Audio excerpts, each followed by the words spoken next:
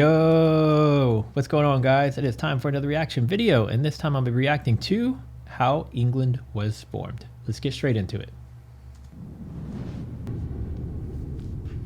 The existence of England is one that is often taken for granted and looked at far too scarcely. This may be due to the overshadowing history of the development of Great Britain and the United Kingdom. But nonetheless, in order for these unions to be formed, England had to already exist, and it actually has since 927 AD. So how was England created? Who claimed the land before the English, and how did it become the nation that we know today? As the Roman Empire began to fade from the British Isles, the area of modern-day England started to see a wave of migration from Anglo-Saxon Germanic tribes. According to some historians, after the Romans left, the native Britons came under attack from the nearby Picts and Scots, and subsequently welcomed some of these Anglo-Saxons in hopes that they would push out the other invaders. The Germanic peoples were successful in expelling both the Scots and Picts, but they then turned on the native Britons and established their own authority. What's the term Picts mean? Somebody tell me in the comments what he's referring to. I know Scots, but I don't know Picts. By the start of the 7th century. The new Anglo-Saxon rulers then installed the kingdoms of Essex, Kent, Sussex, Mercia, East Anglia, Northumbria, and Wessex on the British mainland. There are minimal records of what happened over the next few centuries throughout these kingdoms, but we do know that it wouldn't be long before the Anglo-Saxons would face invaders of their own. In 793, a Viking army landed at the Lindisfarne Monastery and raided the sacred building. Their violence and disrespect stunned the Anglo-Saxons, who were unprepared for what these Vikings had in store. By the end of 870, East Anglia fell to the Danish invaders, and Mercia was lost only 4 years later. As the Vikings seized Northumbria next in 875, Wessex was the only remaining major kingdom under. I like the way that this map is done, where it slowly evolves into what was taken. A lot of times you'll just see like a before and after, but the way that this shows the slow progression of it is interesting. Anglo-Saxon authority. When the current king of Wessex, Ethelred, died, his younger brother Alfred was left to protect his kingdom's independence. At first, he did so by paying off the Viking aggressors, until he was eventually prepared to lead an army against them. This culminated in the Battle of Edington, which left the Danes utterly routed and ended their attempts to capture Wessex. A power vacuum in Mercia around the same time resulted in King Alfred also gaining control of the kingdom, and instead of establishing a new monarch, he placed an alderman in charge. This nobleman would answer to King Alfred himself and kept the King of Wessex as the ultimate authority throughout both regions, although a part of Mercia would be ceded to the Vikings. After the death of the King of Wessex and the contemporary leader of Mercia in 911, Edward the Elder and Ethelfled each became their respective successors. Together, these new rulers began to increase the pressure that had already been put on the neighboring Danelaw.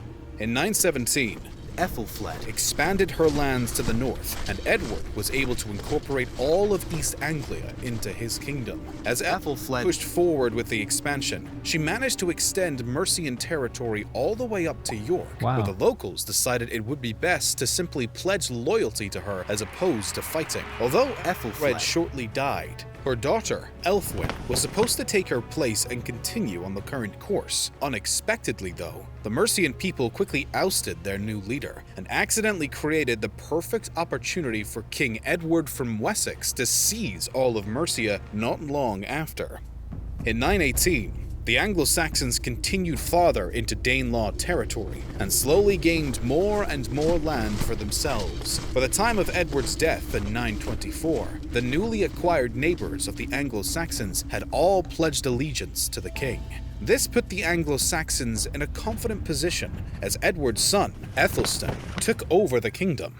Around this time, Etheltan's sister would marry the local Viking ruler Sihtric, who still controlled Northumbria. Aethelstan marched on, and was finally able to bring the Kingdom of York under his crown as his sister's husband passed away. This left Northumbria up for grabs, and the king swiftly consolidated it as part of his kingdom. This is generally the time that most historians view the Kingdom of England as having been created. But the situation was not exactly so simple. Aethelstan was not done trying to expand his kingdom however he could, and although he did term himself the King of the English at this point, it was still not quite what we know as England today. Aethelstan decided to give an invasion of Scotland a chance to see if he could reach his authority even further. The Kingdom of Scotland, or as it was known at the time, Alba, was at a disadvantage against the English, and therefore appealed to the other remaining sovereign states for assistance.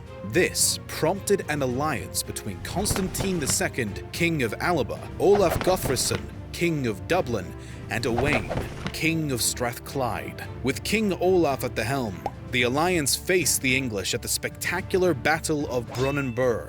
Though it is unknown exactly where this battle took place, it is certain that the alliance was severely crushed by the English invaders. The casualties on both sides was disastrously high, but Aethelstan and the English were without a doubt the victors. It's believed by many that this clash may have truly solidified the unity of England and stirred up a new sense of nationalism and pride amongst the English people. Nonetheless, it didn't result in the incorporation of Alba nor Strathclyde into the Kingdom of England, as both stayed independent. England, on the other hand, would have to prove its ability to do so. The Vikings, though temporarily defeated, would return to the young kingdom at the end of the 10th century. After Aethelstan's death in 939, the previously defeated King of Dublin, who was a Viking ruler, took immediate advantage. Why is Dublin so small of a territory in comparison to the landmass that's there? I mean, I know back then it was probably more difficult to develop land than it is today. But was there somebody else settled in that other region around Dublin, or was it just vacant land at that time? And I don't even really know how it sits today, how much of that's occupied. This might end up leading up to that at some point. But yeah, I'm curious to know of why they were fighting so much for the eastern side of this, where England and everything is, but then where Dublin is, nobody seemed to care about trying to overtake that. They just wanted to hold ground where England is currently. Of England's temporary instability. While King Ethelstan's brother Edmund took over the English realm, King Olaf swooped in to reconquer some of the lands that had once been in Viking hands. York was quickly captured, and a large chunk of what used to be Northumbria and Mercia was also taken, as he strong-armed the English into accepting this annexation.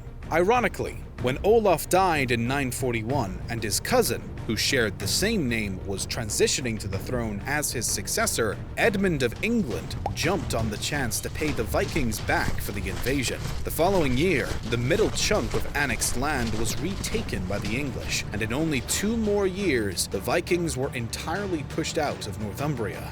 This essentially reunited England, since the territory was now all under Edmund's control. As ambitious as his ancestors, Edmund next invaded Strathclyde, but only took some of its southern territories by the end of the incursion. The rest was given to King Malcolm I of Scotland, as opposed to joining England. It once again appeared as though the Kingdom of England had established some stability. But this was once more short-lived. Edmund was mysteriously murdered in 946, which left his younger brother, Edred, as King of England. The next year, Eric Bloodaxe from Norway attacked and seized. His last name is actually Bloodaxe. That's crazy. I'm noticing a trend here too, is that a lot of these names start with the letter E, or that combined A and E together, but they sound like an E as well. I wonder if that was just something that was common for that era, or if it showed some sort of status or something like that to have your name start with the letter E.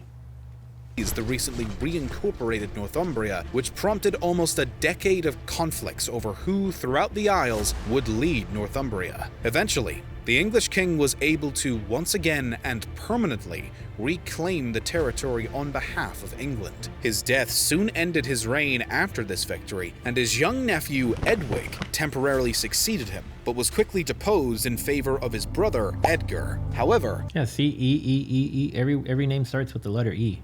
this was only a partial deposition, which meant that Edwig would still hold a small section of the kingdom as a co-ruler. When Edwig died only 2 years after this decision, Edgar simply took over the whole of England. Under the reign of King Edgar, known as Edgar the Peaceful, the true foundations of the English kingdom could finally be established. Many reforms were passed, and a vast number of the systems and laws that had existed in the Danelaw were actually upheld in hopes of avoiding any displeasure from the Danish portion of the population. Peace, unity, and order were the pillars of Edgar's nearly 2-decade-long reign, and his work helps to fully solidify the unity of the young Kingdom of England.